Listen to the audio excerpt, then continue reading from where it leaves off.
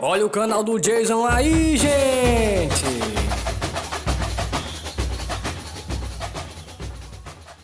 E aí, galera, bem-vindo a mais uma entrevista aqui no canal do Diego. E como eu falei pra vocês, hoje eu tô com esse monstro aí que vocês estão vendo. Ele é um líbero, ele é músico, deficiente. E a gente vai bater um papinho sobre tudo isso. Líbero, boa tarde. Muito obrigada por aceitar o convite. Oi, boa tarde, tudo bem, Jason? É um prazerzão poder estar aqui no canal e poder contar um pouco da minha história, da minha trajetória, essa questão da deficiência, né, do câncer infantil que eu tive. Então vai ser um prazer conversar contigo. Então, vamos já tirar isso da frente. Vamos parar. Vamos explicar como é que foi esse câncer e qual foi a deficiência que ele te ocasionou. Beleza, vamos lá. Eu tinha 10 anos, né, porque a minha deficiência ela não é de nascença, foi uma deficiência adquirida, né, quando eu tinha 10 anos, eu jogava bola, eu jogava futebol de salão, lá no Clube dos Meninos, no Rude Ramos, né? Então, em função dessa atividade física, eu costumava ter dor muscular. Todo mundo que faz alguma atividade física costuma ter dor muscular, que depois de 3 ou 4 dias passa, né, Jason? Sim.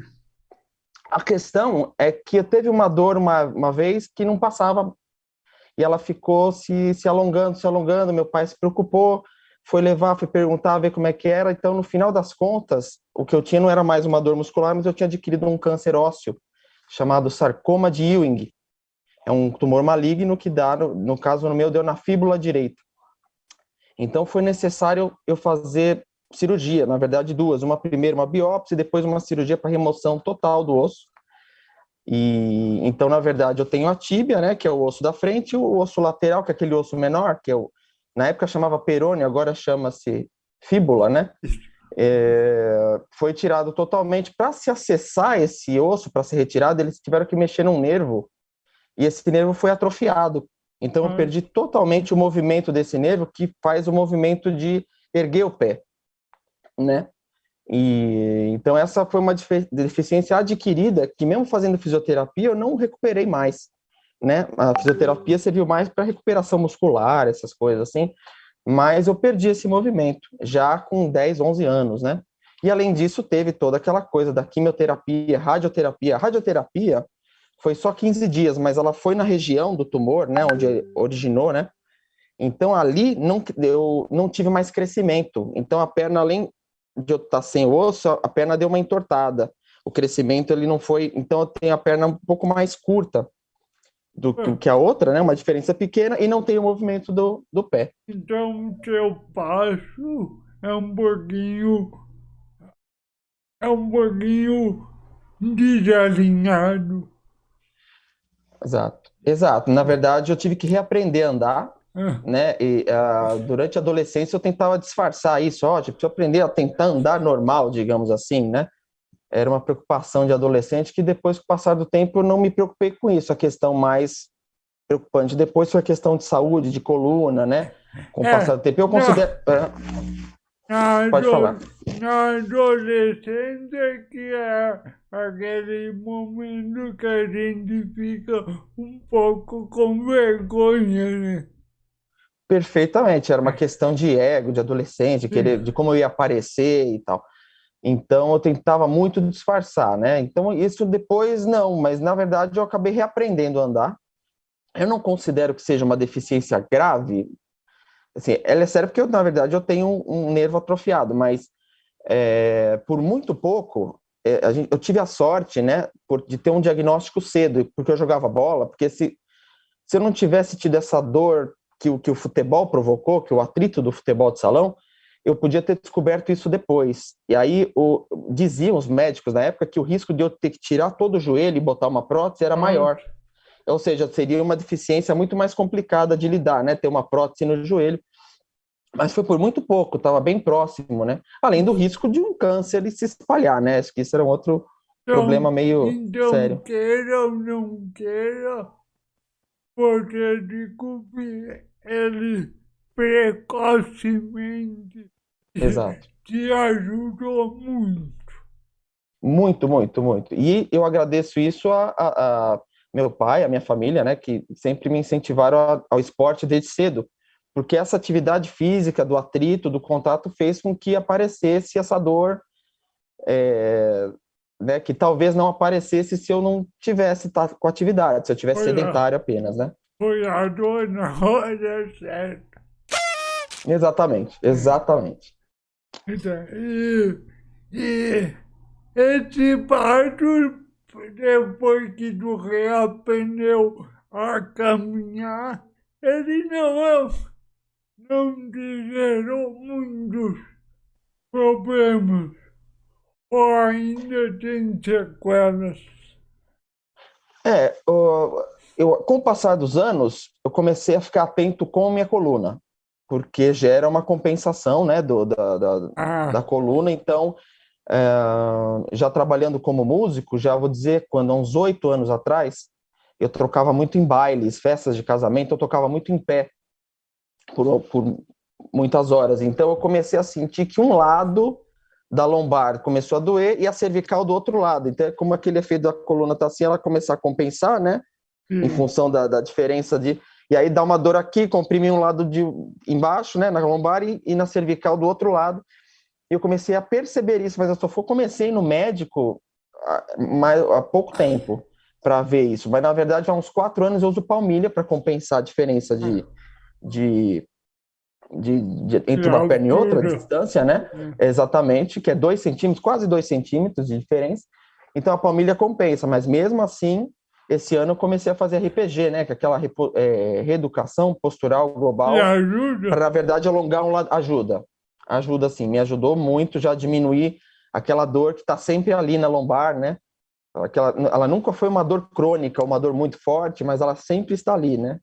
E recentemente ela reduziu bastante, assim, bastante, porque agora eu já vou fazer 45 anos, então esse tipo de possibilidade de problema na coluna era previsto. Quando eu era moleque, os médicos falavam, olha, depois mais velho é bom ver a coluna, que pode ter um problema, tal.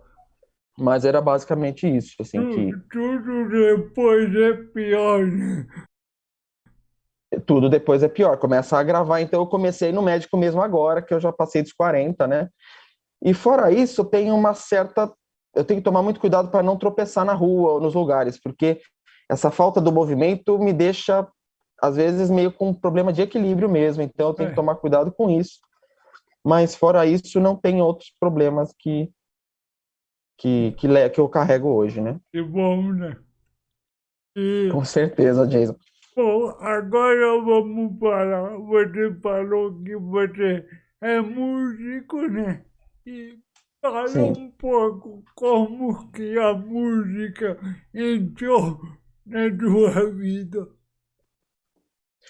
Eu até pensando recentemente, eu acho que a questão durante o tratamento da quimioterapia, tratamento do câncer, a minha imunidade ficou baixa, então eu tive que cortar todas essas atividades de jogar futebol de salão, toda atividade física eu tive que cortar por quase 2 anos, né?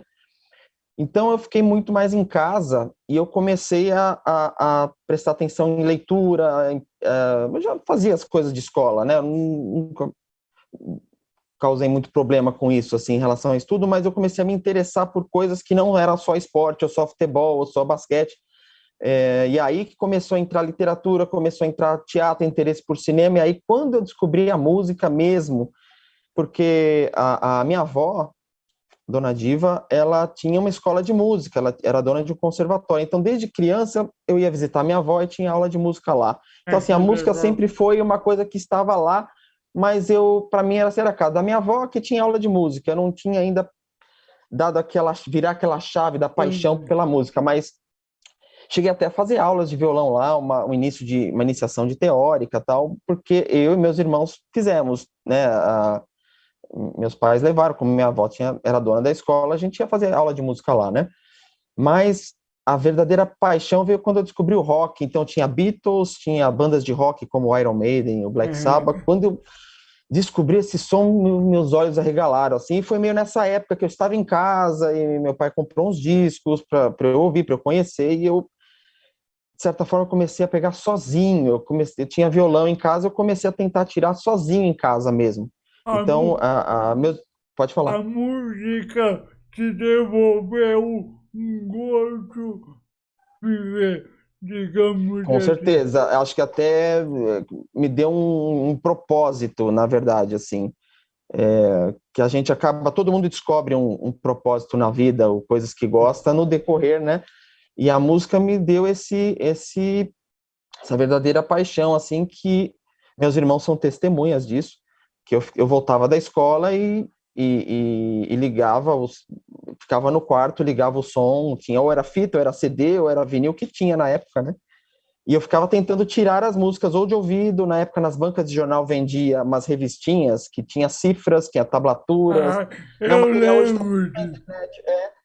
agora tá tudo no Cifacube, ou material de música hoje na internet é vasto de todas as áreas. Se você quer aprender Ficou violino, se você mais quer aprender canto, acessível. né?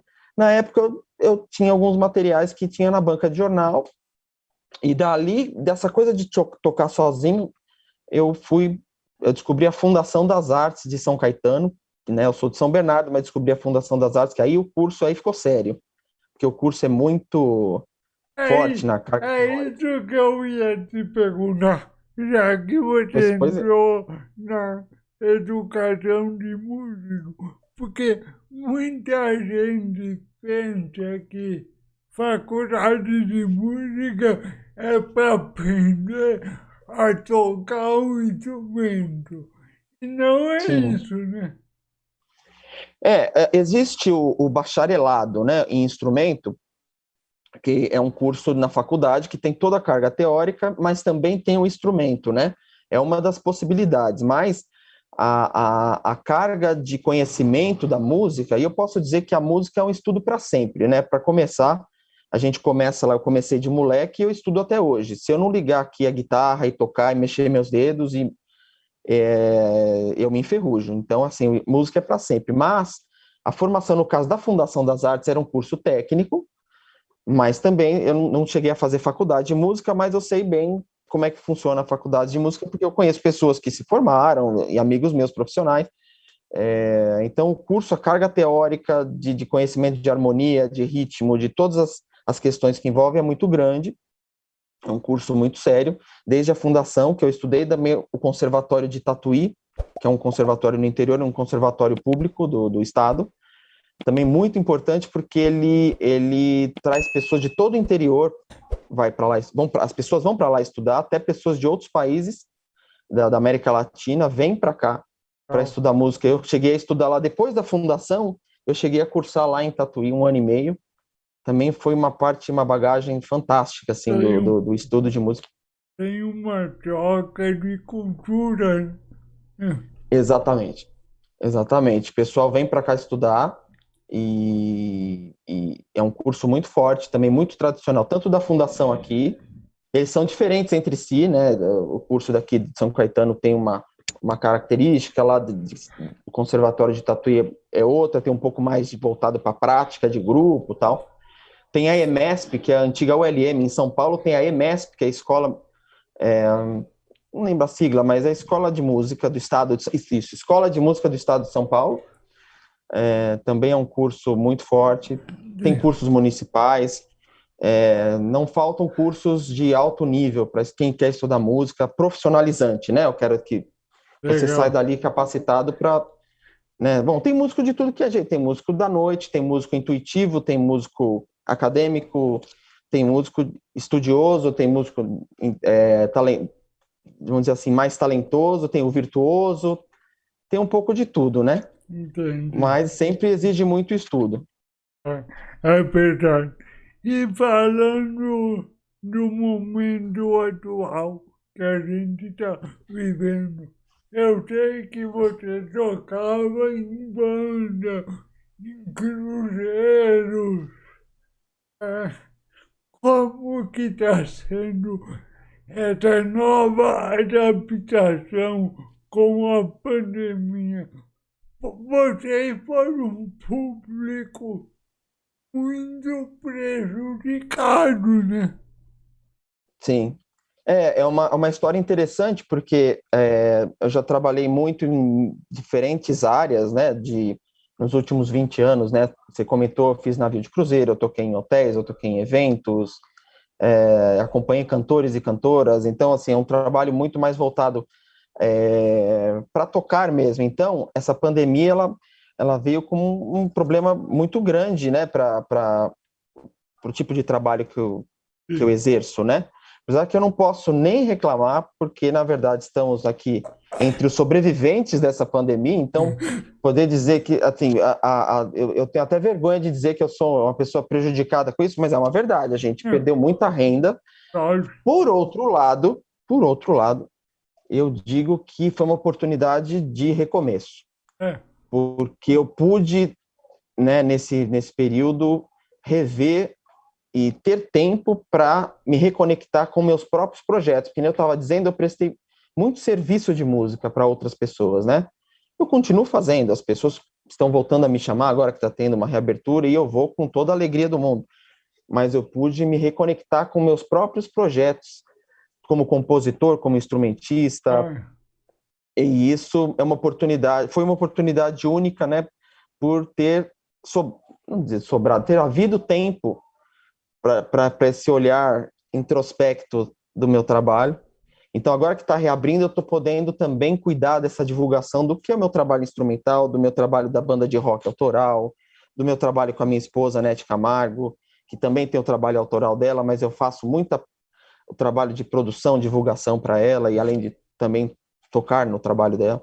in- Então, está sendo uma oportunidade única também. in- Recomeço, né? Vamos chamar assim. inclusive, pessoal, o Líbero tem um canal no YouTube e Sim. eu vou deixar o link aqui na descrição do vídeo para vocês conhecerem o trabalho dele, que é muito legal.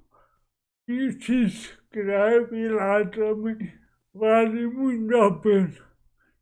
Felipe, o que você acha que vai ser daqui para frente na área da música? Olha, eu estou bastante otimista, eu sou um otimista por natureza.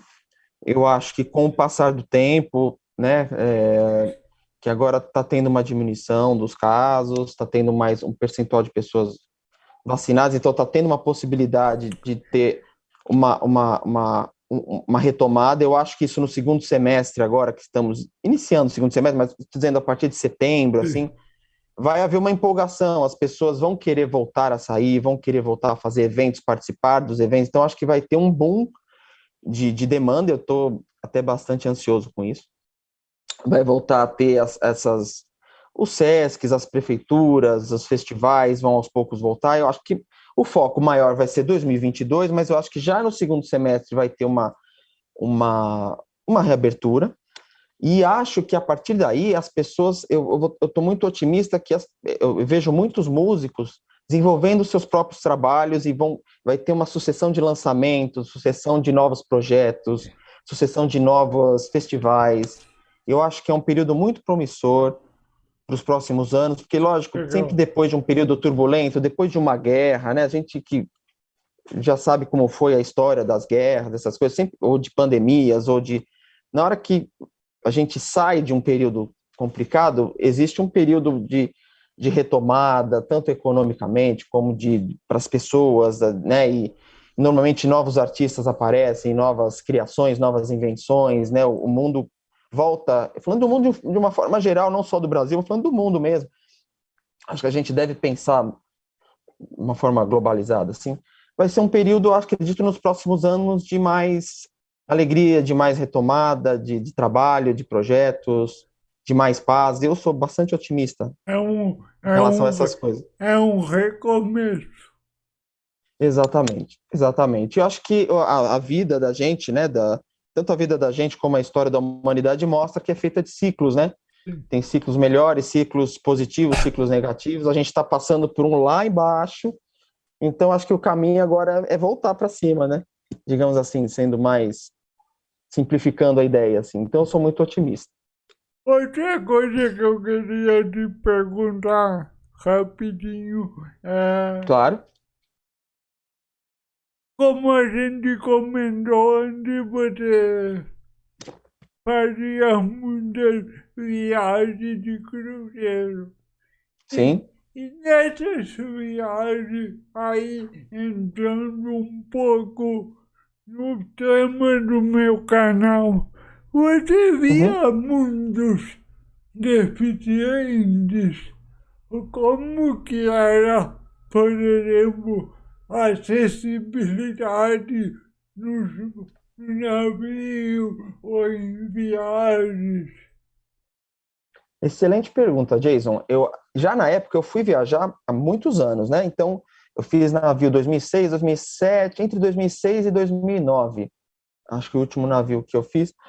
E eu lembro que eles já eram razoavelmente acessíveis, né? Assim, não tinha muitas pessoas. Eu lembro de ver pessoas com deficiência, cadeirantes, principalmente num de 2009. Eu já lembro claramente de ver, mas acho que em todos tinham. Os navios eram preparados para acessibilidade desde a hora do embarque. Assim, essa estrutura já vem desde aquela época já vem estruturada. Esses navios eles eram preparados para isso. Não via muitas pessoas com deficiência, mas via sim, eu lembro claramente, eu lembro de pessoas que iam assistir as pessoas, então, tanto no teatro quanto em cada salão, os acessos com elevadores tinham acessibilidade. Isso era, eu lembro que era bastante claro para mim que isso era bem resolvido nos navios, sabe? Isso era bem interessante.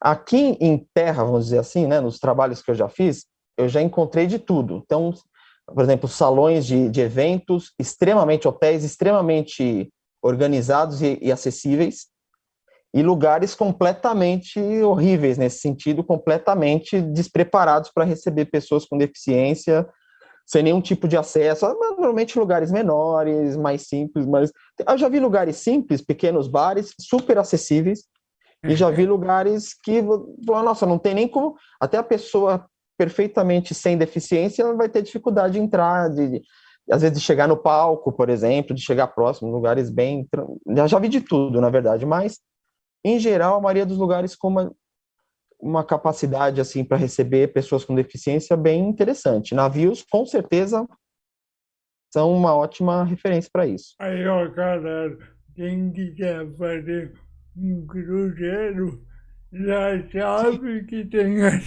adaptação. sim, achei bem, os navios que eu conheci estavam bem preparados. Acredito que hoje seja até melhor, né, cada vez mais. Eu percebo que lugares assim, porto, aeroporto, Sim. né, normalmente são bem preparados assim para receber, né, em voos também, né.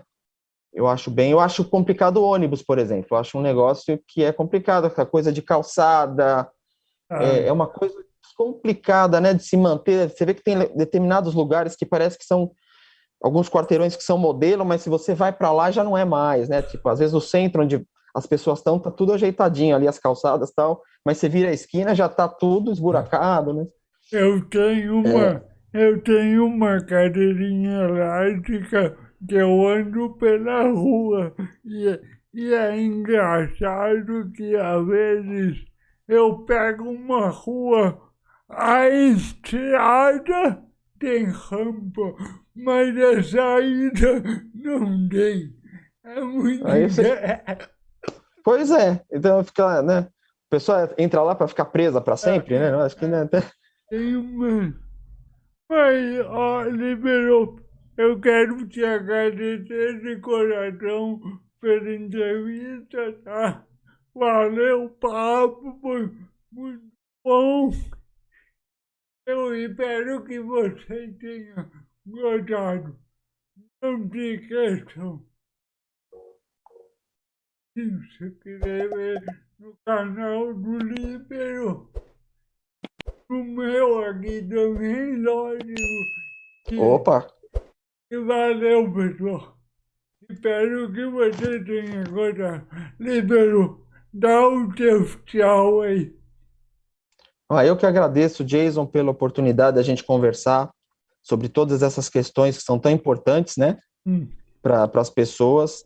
Um pouco da minha história, foi um prazer e eu sou muito grato aí. E peço também ao pessoal a se inscrever nos canais, tanto do Jason quanto no meu. Sou Líbero Dietrich, tanto no Facebook, Instagram, no YouTube. Dá para se encontrar como Líbero Dietrich. Eu Um vou, grande abraço para eu vou vocês. colocar todos os links aqui.